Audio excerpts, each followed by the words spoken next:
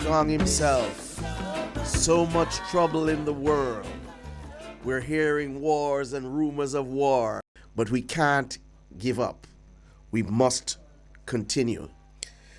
The hot button issue in Jamaica last week was the directive issued by the Broadcasting Commission of Jamaica regarding the playing of certain songs with reference to violence and criminality. Many people were up in arms about it and are contemplating all kinds of implications and are attributing all kinds of motives.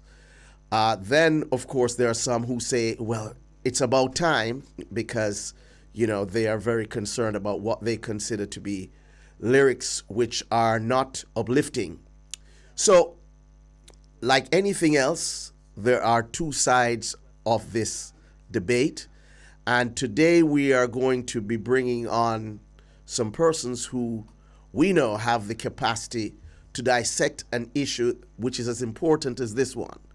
So, on Musically Speaking today, we have from the University of West Indies, lecturer Dr. Deborah Hickling Gordon. Now, Dr. Hickling Gordon is involved in a number of cultural initiatives. I mean, she not only teaches about this, but she is making sure that the industry grows, and she is part of a number of initiatives which are bent on making sure that the industry grows and develops. And of course, there is another doctor online, one who is very well known. In point of fact, he has had a number of guises, including the Night Doctor, that very, very popular show many years ago. He and I hosted a program on television a few years ago called Food for Thought. And this is a man who has been a lecturer at the University of the West Indies too, and at Cornell and so many other places. A man who consults and gives advice on change. He's a change agent, and many companies call on him to really assist them in their change management initiatives. Talking about my good friend, Dr. Leakim Samaj. So here we are with people who I tell you know what they're doing about this business, and we will be talking to them about this newly released directive. Of course, today we must remind you that there is racing from Caymanas Park, so we will from time to time go to the track to get the commentary, but within that time we will be talking about these issues. Now, I think we are coming close to race time, so what I'm going to do is I'm going to just say to Doctors Samaj and Hickling Gordon that we are going to get right into the meat of things as soon as the commentary takes place, because what is happening is that, as I said, racing is there. So let me just ask Dr. Samaj and Dr. Hickling to just say hello to you before we go to the racing. Dr. Samaj, Dr. Hickling, are you there? Live and direct. Live and direct, and you won't say from where. You're just live and direct. And Absolutely. And Dr. Hickling, are you there? Good afternoon, and how are you? I'm very well, Dr. Hickling. Good to be with you. Yes, it's great because I know we're going to have quite a discussion about this directive and whether people are overreacting, because there are some people who think that, it's really no big deal and the Broadcasting Commission is simply doing its job and we shouldn't be making too much of it. And there are others who are saying, no, it's a step towards infringement on our freedom of speech and our right to express ourselves. Now, where are we on this issue? We will find out after racing at Caymanas Park. Musically speaking, Doctors Leakim Samaj and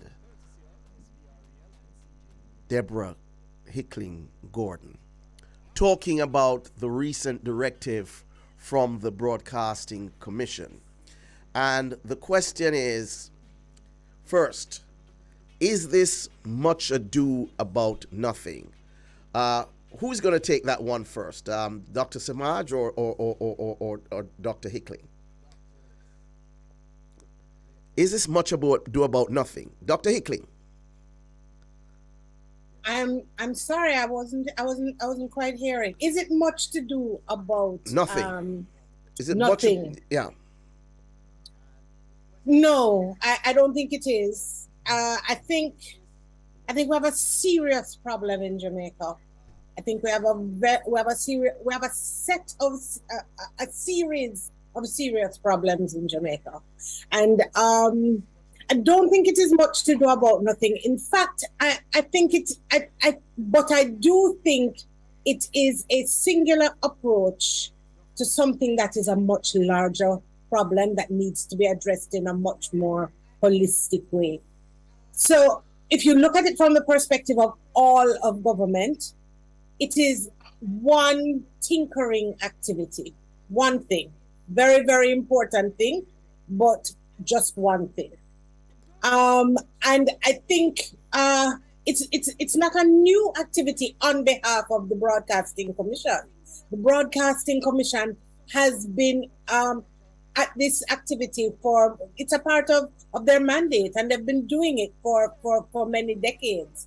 And they did say that it was a part of a data-driven process. They outlined all of the things that they did. I looked at the document, and they looked at it, at all the research. They did a number of research. They did consultations. They spoke with the industry. They looked at issues of dialect. They looked at the rights and freedoms issue, and so on. And they did consultations. And they came up with this particular activity at this particular time. And they know Cordell Green is a very thoughtful man. He's a thinking man. And he's very clear about issues of rights and responsibilities. But I do think that this should be part of a larger media literacy process, and that this particular activity is just one important one, but just one of what really needs to be a holistic examination of where we are, where we need to get to, and what we need to do to get there. Dr. Samaj, I want you to pick up on that. Well, I appreciate and understand exactly what she's saying, and I want to even further complicate it, in terms of how she's saying there's so much things to say. I want to frame my utterances in the concept of dialectics, culture, psychobiology, and music. Big talk, Doc. Well, I think we should probably give people continuing education credits for listening to this program. What Deborah and myself are going to do here today, and you, Clyde, is raise the bar on this discussion. Too many people have just been discussing it at a very, very low level. So let's see if we can just, push it up a notch. You see this thing called music? I know something for ramp with, boss. Music hijacks brain systems that we don't even understand. Music hijacks language, emotion, and movement. We don't even quite understand why it does that and how it does it. And it is factored into the way we communicate, the way we think about ourselves, the way we interact, right? Do you understand that this goes back to about the 20th week of pregnancy? Fetus, the music that the fetus experienced, if you actually measure it a year later, the fetus responds positively to that music. So from in your mother belly, the music is impacting you and your mind and body responding to it. Now, we can go on and on and on in terms of the whole process. Now, the whole issue now, once something is said, you see this thing called dialectics, it's the most powerful psychological and philosophical construct. But it's a very necessary construct, because once a thesis is presented, it automatically gives rise to an antithesis. Antithesis. You see? What to find the synthesis. But then you can't stop there because the antithesis is such powerful. You go to the next level now to get a new synthesis. And we have been doing this for a while. The problem is we take too long between thesis and antithesis before we get to the next level, the next round, and so on. And I can give you a number of examples how we have been trying, both at the broadcast level, both at some individual radio station initiatives, and even the forces at work. You have two sets of forces at work. You have the pull force of commercialization and money, and you have some other push forces. So, for example, when the US Embassy pushed back and said that anybody making a certain kind of music now get no visa, what happened? The music changed. When IRA FM, I personally heard at IRA FM, I was literally heard the owner say, listen, folks, I don't want to hear more matey music. That's all. Look. When you go upstairs, tell somebody I don't want to hear more matey music because that's all was being played. And immediately I just stopped playing the matey music. And the music changed. So that when circumstances like these happen and individuals have become accustomed to playing a certain kind of music because the music resonates with people. A lot of people like this kind of music, irrespective of the consequences. But then we can even see the same process played out in other cultures. In 1985, the Recording Industry of America made a mandate in terms of parental advisory. It then went all the way to the Senate, where after negotiation, the Senate approved that records coming out of you must have parental advisory indicating, is this song, is this music, is this performance, is this art directed for children? Even one record company later on even further fine-tuned, say why it is for children or say why it is not. You know, the first artist in America that parental advisory was put on was Ice-T. We go back to 1993, where the song, they insist if you're going to publish that song, you must have a label. So that we have been trying to do this for quite some time because we haven't gotten it right as yet. Let me ask, if I might interrupt here, Doc, because there is a feeling, and I think Dr. Hickling alluded to it, that the Broadcasting Commission is doing its job, because a lot of people seem to think that the organization went beyond its remit. And I've been telling people, no, the job of the Broadcasting Commission is to regulate violence, lyrics, and all of that. It's in their mandate, and it's also in the contracts that have been signed by the licensees. But I think the public education aspect of it is critical, because many people do not understand the role of the Broadcasting Commission. It is not there to regulate sound systems. It is not there to regulate anything but the airwaves, which is something that the government holds in trust for the people of the country. It's a very special thing. If you play with the airwaves, I mean, that has national security implications. I mean, airplanes travel, all of that, right? We need that. So there has to be regulation, and I think a lot of people have misconstrued the role of the Broadcasting Commission. Now, I think when you attach the whole question of crime fighting with and violence mitigation with the mandate, and some people seem to think that they are associated and affiliated, then one starts questioning the role of the Broadcasting Commission and why is it trying to do this or why is it trying to do that. But the Broadcasting Commission is doing its job, which is the Broadcasting Commission, whether you have violence or you don't have violence, the Broadcasting Commission is supposed to ensure that there are no violent lyrics or lyrics which promote criminality. So what I would say to that, Clyde, is that in 2002, the Broadcasting Commission put out a code called the Children's Code for Programming. It's on their website, and I would ask anybody who has questions about these issues to actually, kind of try to acquaint themselves with the information that exists publicly about these issues. And it's very detailed. It speaks about graphic violence, mild violence. It speaks about scheduling and filtering. It is a regulation that clearly was created at that time to be to deal with a set of issues that were important.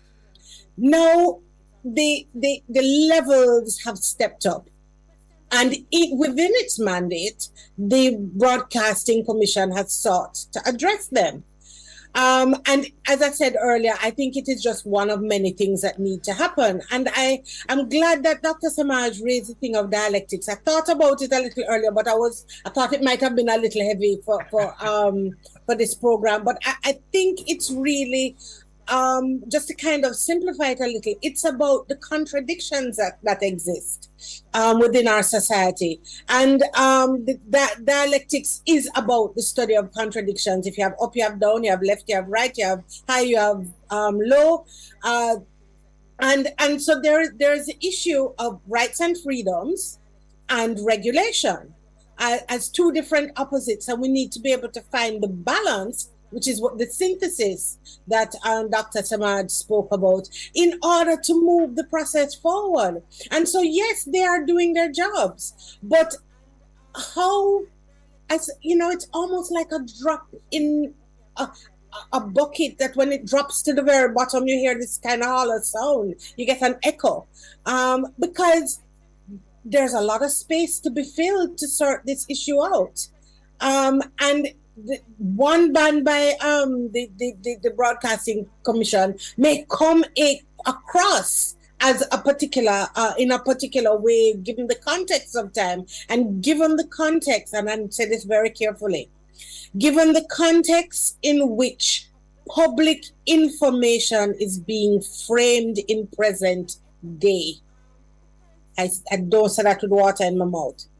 Given the context within which public information is being framed in present day, where criticism is being framed as a bad thing, where pushback is being seen as sedition, as where we are being told that we must accept information without interrogating it, that we must accept information without getting clear facts. And so in the midst of that, when you drop a ban on a popular culture, and Cordell calls it, or the release calls it subculture, that requires a whole examination of its own. I think the context of it, that's where you're getting your hue and cry. That's where you're getting your drama. We're going to come back to you and Dr. Samaj right after this break, because we have been touching some very, very important issues. Because, one thing is the role of the Broadcasting Commission. The question is, what is the significance of what the Broadcasting Commission is doing in the context of the broader scheme of things? And the question is, again, is it a matter that what the Broadcasting Commission is doing now is insufficient and maybe there needs to be an expansion of its mandate? That's one question. Or is the Broadcasting Commission irrelevant now in the current scheme of things, where regulation might be very difficult to really maintain? So these are things we're going to have to talk about when we come back. Musically speaking, Stepping Razor, Peter Tosh, Equal Rights and Justice. We're talking about issues related to rights, freedom of speech, rights and justice. And we have two real powerhouses here with us, Dr. Leakim Samaj and Dr. Deborah Gordon Hickling. And we're talking about the recent directive from the Broadcasting Commission regarding some problematic content, music in particular. Now, before the break, Dr. Hickling was talking about the question of the broader implications of the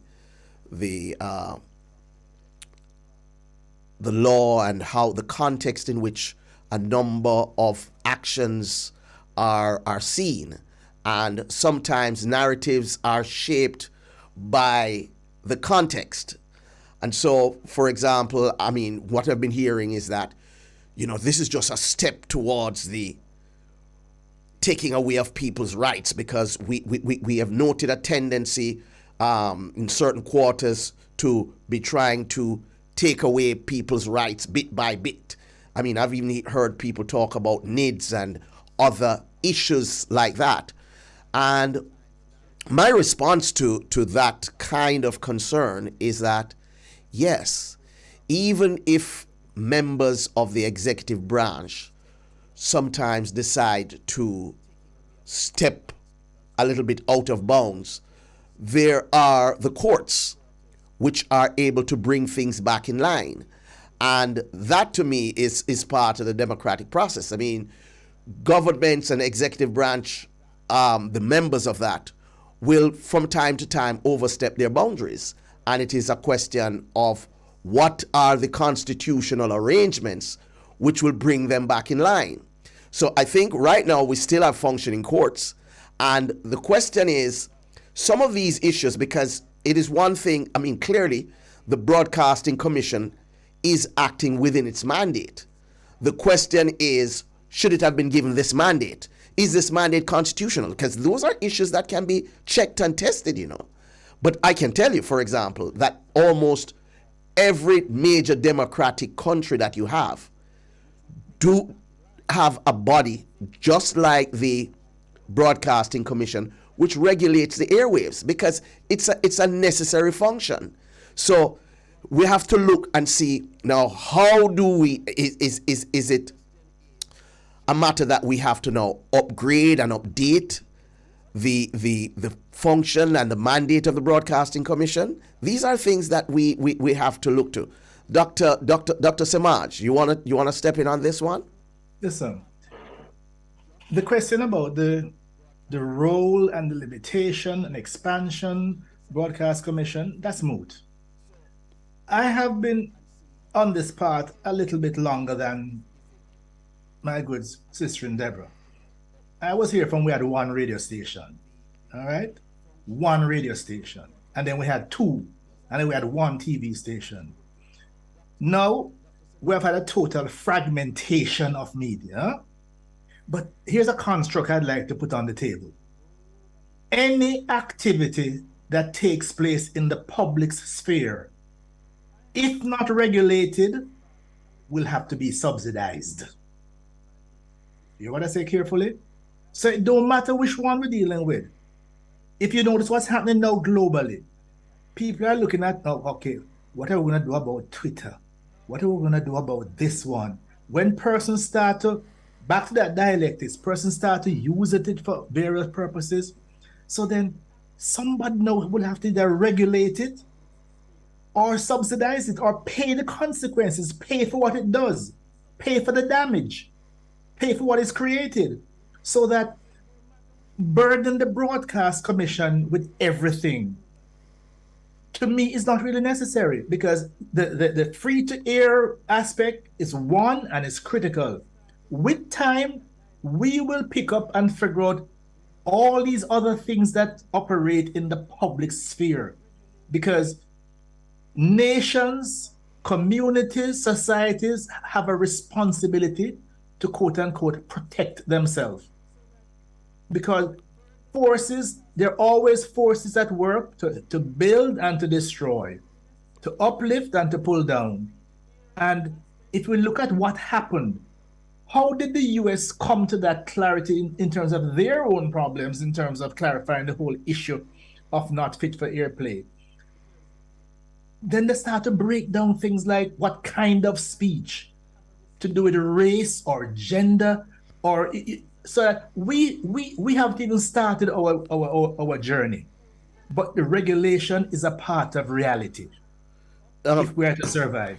And I think Deborah has alluded to it when she says, and you have, that what the Broadcasting Commission has done is supposed to be a part of a holistic approach to dealing with a number of our issues. We talk about dialectics and just the perception of some within the society, particularly those who are considered marginalized, where they actually believe that in many instances policies are usually negatively directed at them. So even when you talk about regulating the airwaves or night noise legislation and regulation, it usually affects them. So I think there has to be, again, as Deborah has spoken, a public education campaign where people start understanding that, look, you might think that this is something that is directed against you, but look at this. For example, I remember going to a discussion at Jamaica House, and one of the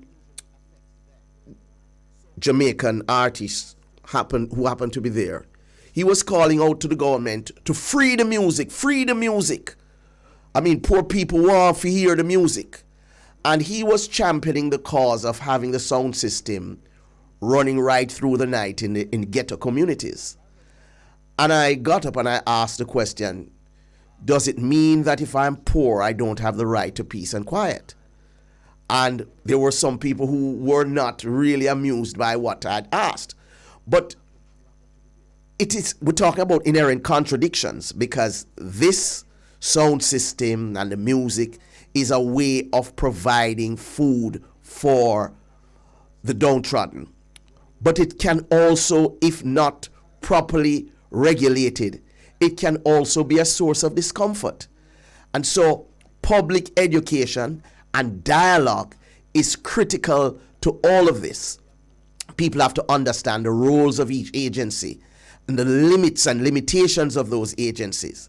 And I mean, because when you're judging the Broadcasting Commission, you can't be judging it, about what is happening outside of its remit. It has to be about what it is doing within its mandate. Now, you can argue. Yes. Let me respond to that, Clyde. Public education is important. Media literacy is critical, especially in this time and the age of platforms and all of those issues. But before we get to public education and before we get to media literacy, the government and information policy needs to update itself. I did my thesis was completed in 2012. I did it between 2006 and 2012. And at that time, there was a determination that information policy, broadcast policy in particular, needed to have been updated.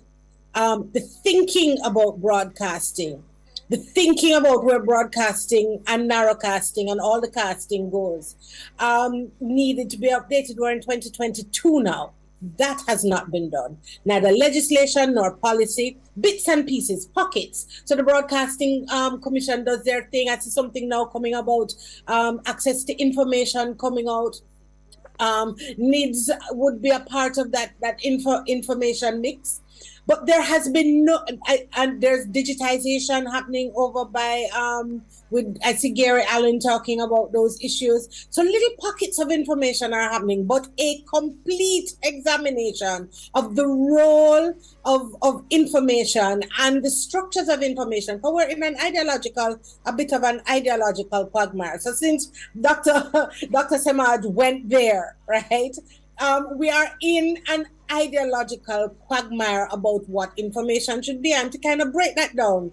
Right now, we have what I call an informal media sector that is emerging, and it's related to what we call the informal sector in the cultural and creative industries. It's no longer new media. That it's not been new for the last 10 years. Okay, what we have is people emerging on platforms. We have people who are committing libelous acts in the middle of,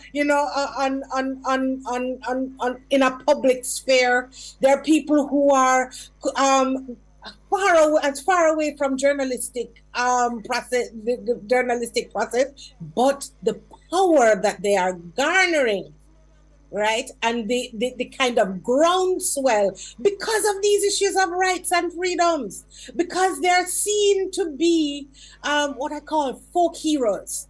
They are seen to be standing in defense of Jamaican people. They're seen to be standing, saying the things that they're saying when they're playing dominoes, and repeating what they're saying when they go to the supermarket. And they're the consciences of Jamaican people. There needs to be an issue of balance. So you have and people are drifting from traditional media to informal media in ways that my students don't. If I ask them what was in the Gleaner, if I ask them what was on the news, they have no idea. But if I ask them what happened on this influencers program or that influencers program, bill and receipt, I can get all of it. So policy needs to step up to that. What are the positions? And you can't educate people about something you haven't thought about, Well, or you have not articulated. it's strange though, because you hear people saying that the internet and social media is a channel for people to pick up problematic content, and therefore, in point of fact, artists don't really need traditional radio and free-to-air broadcast systems to disseminate their information. But I think we're missing a very important point, because there is actually regulation on social media sites. It's just not conducted by government. And in point of fact, the owners of these social media sites have more power in terms of removal of content, because I mean that's a big debate in America, because there isn't any First Amendment constraint on the owner of a platform, whether Twitter or Facebook or IG. In point of fact, remember, former President Donald Trump was removed from Twitter, banned from Twitter. No government could have banned him. You see? Or no, the FCC could not have done that. You see? So I think we need to also because again, that is something that a lot of people don't understand. They figure that the internet is the wild, wild west, and therefore you can do and say whatever you want on it. It is going to be more and more regulated, because it is not just about whether these platforms, they have the right. It's their platform, and they decide what goes on their platform and what doesn't go on. So, which is even more frightening. Because a lot of people are saying that because they are so powerful, they should be restrained by First Amendment rights because they have governmental powers. That's another big issue that is going on, you know. So when we talk about these bodies such as the Broadcasting Commission, it has to be seen within the context of the prevailing realities. What are the technological and technical and social and political realities? Because many of these bodies will have to evolve, change, and in some instances they will just drift into irrelevance. But may I just add two little wrinkles to this? Look what happened in the US recently. This gentleman who used his media platform to denounce the shootings. Oh, yes. And he went on and on and on. He has been sued for what now? $1 billion. Last year was $1 billion, because eventually it caught up with him. So that, look, the higher you fall, the higher you climb, the lower you're going to fall. So back to what I says, anything that is not regulated will have to be subsidized. No, he's going to pay the subsidy, right? Now, the other side of this, we've been talking about the government and the state. The other side I'm seeing this, the artist, the creative person who will read the tea leaves, possible private pop, and is able to position themselves. They can do some incredible things. Case in point, Bob Marley. Two Bob Marley songs.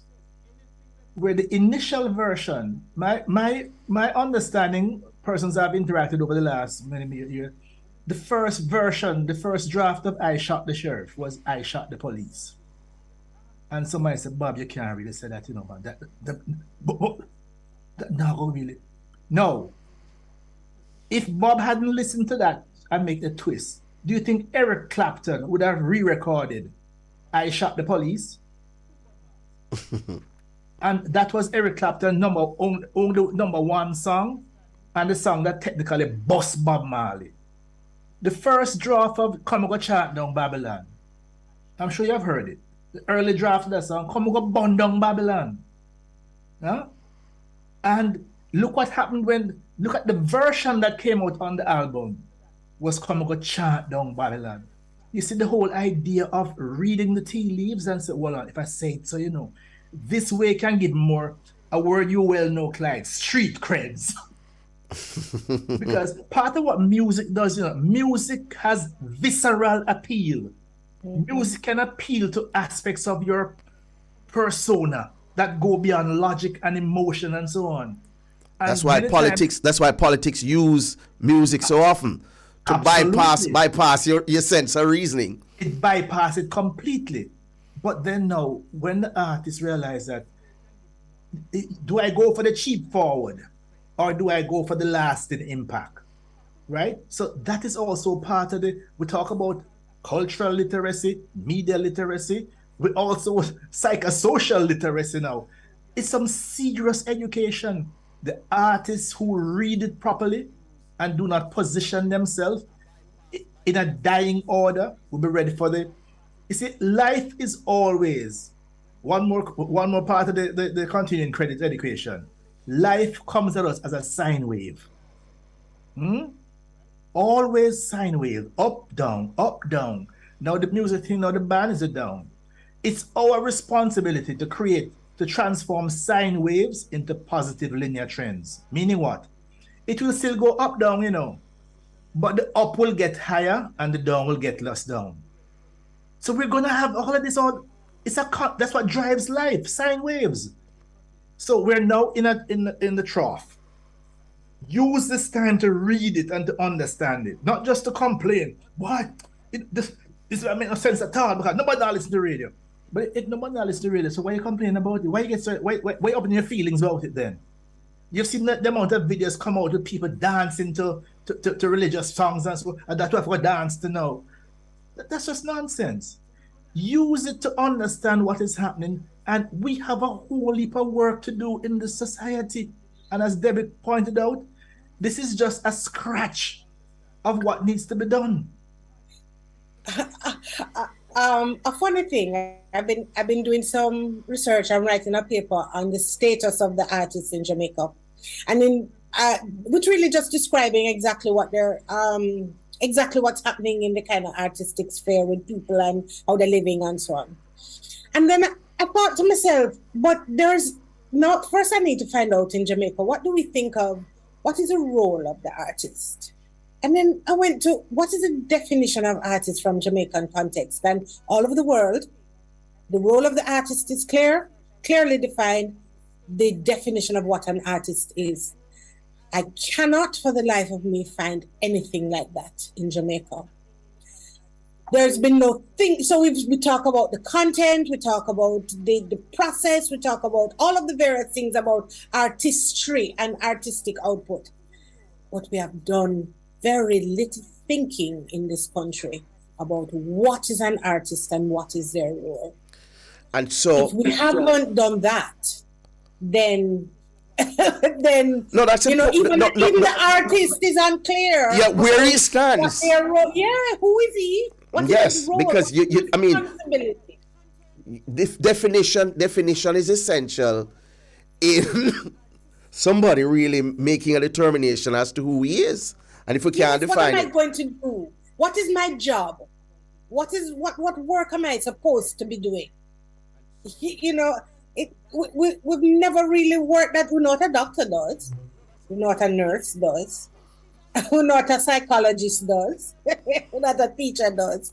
But the artist, and who plays such a central role in our society, and his role is indeterminate. It's a big issue. Dr. Deborah Gordon Hickling, Deborah Hickling Gordon. it's all right, I take it both ways. My Yeah, mother was God before she was. Yes, well, you see, and then Dr. Leah Kim Samaj. This has been such a beautiful discussion on an important topic. I think we're going to have to extend our time and find a way of discussing this further, because believe me, this is so important that, and to think that many times we give short shrift to issues like these that are so fundamental to our existence and development, but we figure them things are too intellectual. And when we do that, we allow others to take charge of our destiny. So we need to start thinking, put on our thinking caps. Thank you so much, Dr. Samaj and Dr. Hickling Gordon. Musically speaking, what a program. Thank you so much. Bye. Thank you.